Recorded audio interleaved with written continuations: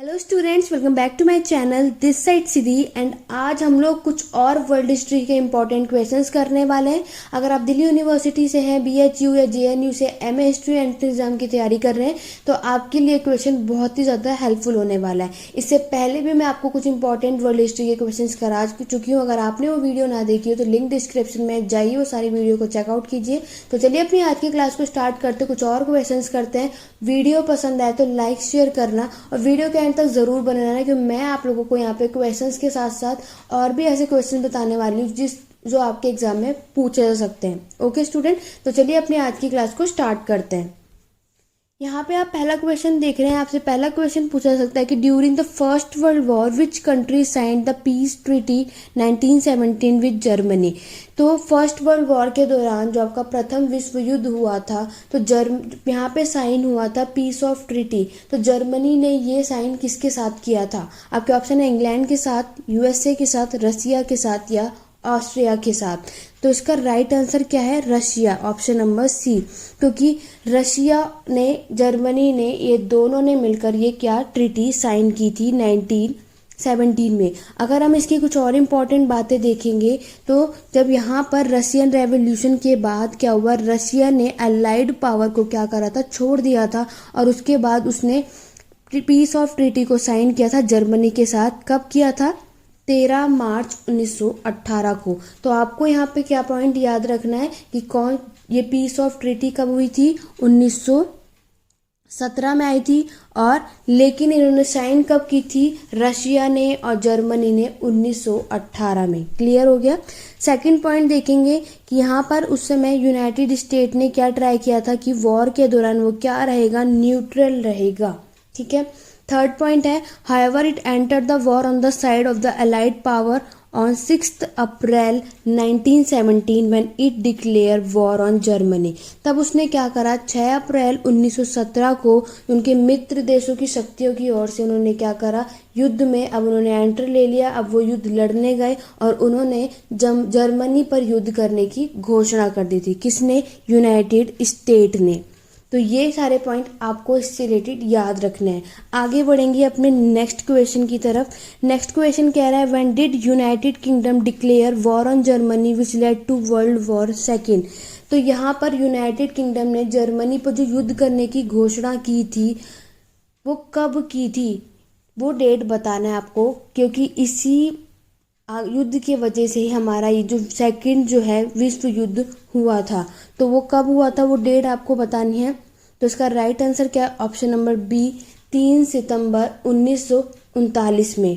Clear हो गया। तो ऑप्शन नंबर बी आप लोगों का करेक्ट आंसर है, क्योंकि आप लोग स्टूडेंट ये बात जानते हैं तो सेकेंड वर्ल्ड वॉर की जो टाइमिंग है वो थी 1939 से लेकर के 1942 तक, सेकेंड वर्ल्ड वॉर। तो इसी के वजह से ही जर्मनी पे जो युद्ध का यूनाइटेड किंगडम और फ्रांस ने जो युद्ध का ये घोषणा किया था जर्मनी के ऊपर, इसी के वजह से ही यहीं से सेकेंड वर्ल्ड वॉर हमारा स्टार्ट हो जाता है। अगर हम इसकी कुछ और इम्पोर्टेंट बातें देखेंगे तो जो यूरोप में ये वॉर हुआ था, the war in Europe in generally consider to have started on 1 September 1939। ये एक्चुअल डेट है, आप लोगों को याद रखनी। सेकेंड वर्ल्ड वॉर जो है 1 सितंबर 1939 में हुई थी। यहाँ से कब से स्टार्ट हुआ था? जब German invasion of Poland, the United kingdom and France declare war on Germany 2 days later. तो यहाँ पर क्या हुआ था? पोलैंड के जर्मन के आक्रमण के साथ ये युद्ध सेकेंड वर्ल्ड वॉर आप लोगों का शुरू होता है और यूनाइटेड किंगडम और फ्रांस ने 2 दिन बाद ही जर्मनी पे युद्ध करने की घोषणा कर दी थी। इसीलिए यहाँ पे आपसे अभी जो क्वेश्चन पूछा गया था वो क्या था?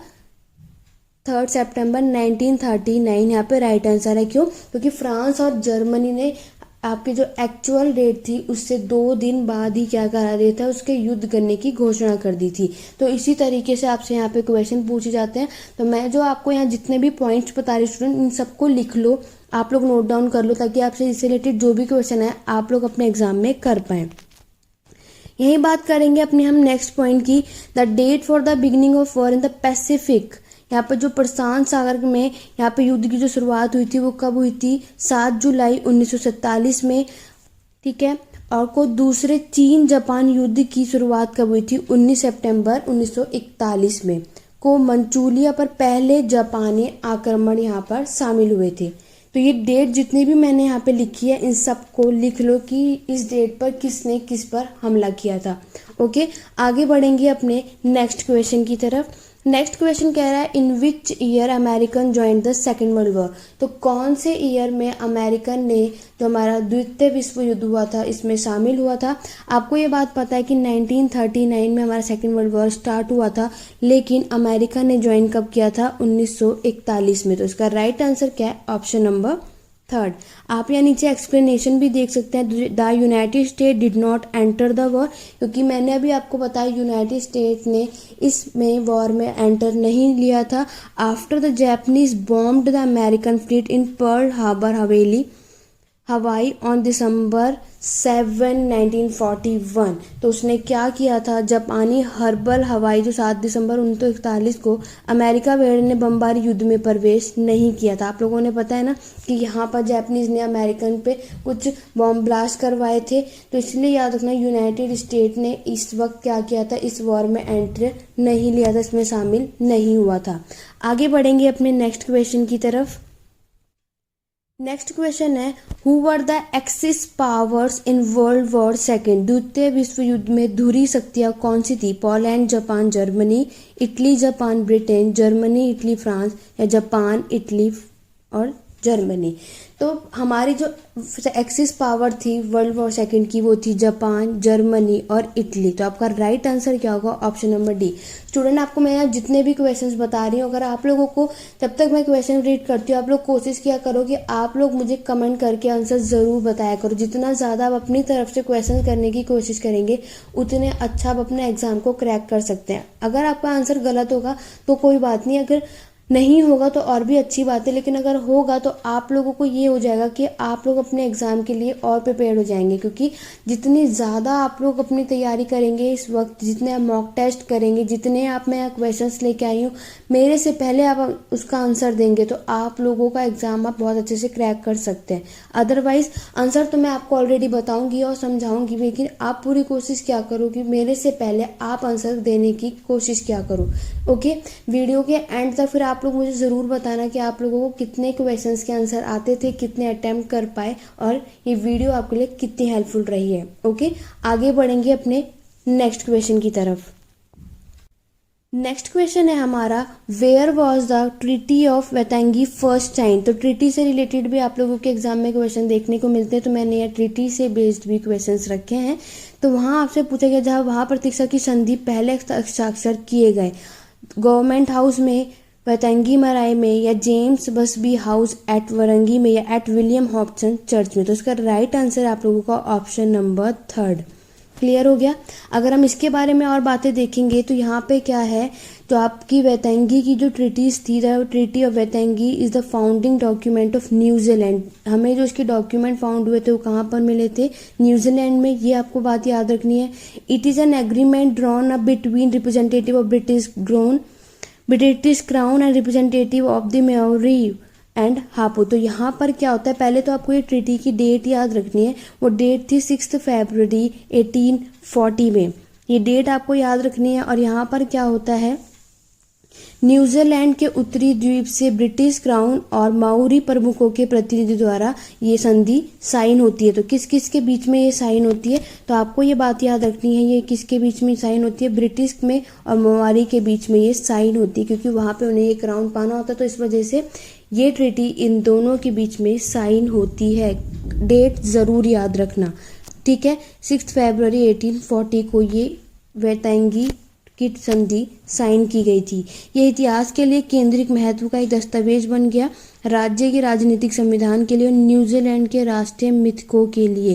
दूसरी आपको याद रखनी है ये न्यूजीलैंड वाली बात, क्योंकि जो ट्रीटी ऑफ वेतांगी है ये कहाँ, उसके जो डॉक्यूमेंट फाउंड हुए थे वो न्यूजीलैंड में मिले थे। तो ये कुछ इंपॉर्टेंट पॉइंट्स है जो आपको इससे रिलेटेड याद रखनी है। आगे बढ़ेंगे नेक्स्ट क्वेश्चन की तरफ, वो भी देखो इसी टॉपिक पे बेस्ड है। तो नेक्स्ट क्वेश्चन है आप लोगों का, why was the treaty of Waitangi created. तो ये जो संधि हुई थी ये क्यों बनाई गई, इसका रीज़न आपको बताना है, क्योंकि आप लोगों से ये क्वेश्चन भी पूछा सकता है कि ये ट्रीटीज़ तो साइन हुई, कब हुई, किसके बीच में हुई, लेकिन क्यों बनाई गई, ये सब भी क्वेश्चंस पूछे जा सकते हैं। तो पूरी कोशिश करना, अगर आप लोग ट्रीटीज़ याद कर रहे हैं, संधियाँ याद कर रहे हैं, तो आपको उसकी डेट याद करनी है, किसके किसके बीच में साइन हुई वो याद करनी है, और ये क्यों बनाई गई, ये 3 पॉइंट आपको ज़रूर याद करना है। ओके स्टूडेंट, तो चलिए देखते हैं वेतेंगी की जो ये संधि है ये क्यों बनाई गई। आपके ऑप्शन दे रखे थे, क्योंकि अंग्रेज अपने साम्राज्य के हिस्से के रूप में ऑटेरोरा चाहते थे, या ब्रिटिश उपनिवेश दे माओरी चाल के लिए इन्होंने ये साइन किया था। ये बनाई गई थी संधि एक ब्रिटिश और माओरी के बीच युद्ध शुरू करने के लिए ये ट्रीटी क्रिएट की गई थी, या माओरी की ज़मीन खरीदने की रसीद के रूप में ये ट्रीटी साइन की गई थी। तो स्टूडेंट इसका राइट आंसर है आप लोगों का option number A, British, because the British wanted Aotearoa as a part of its empire. तो इसका राइट आंसर क्या हुआ आप लोगों का ऑप्शन नंबर ए। अगर इसमें इंपॉर्टेंट बातें देखेंगे तो it was intended to ensure that when the declaration of British sovereignty over New Zealand was made by Lieutenant Governor William Hobson।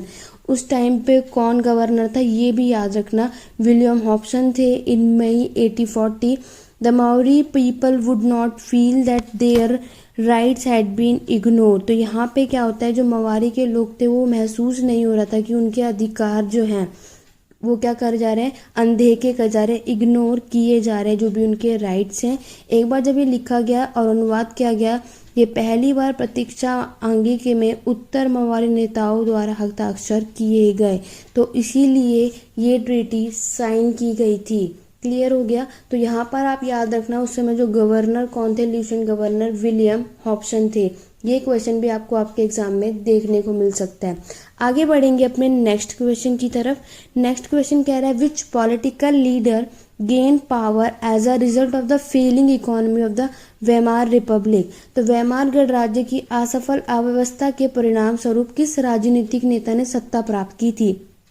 आपके ऑप्शन दे रखे अडोल्फ हिटलर ने, फ्रांसिस्को फ्रैंको ने, या बेनिटो मुसोलिनी ने, या चार्ल्स डी गॉले ने।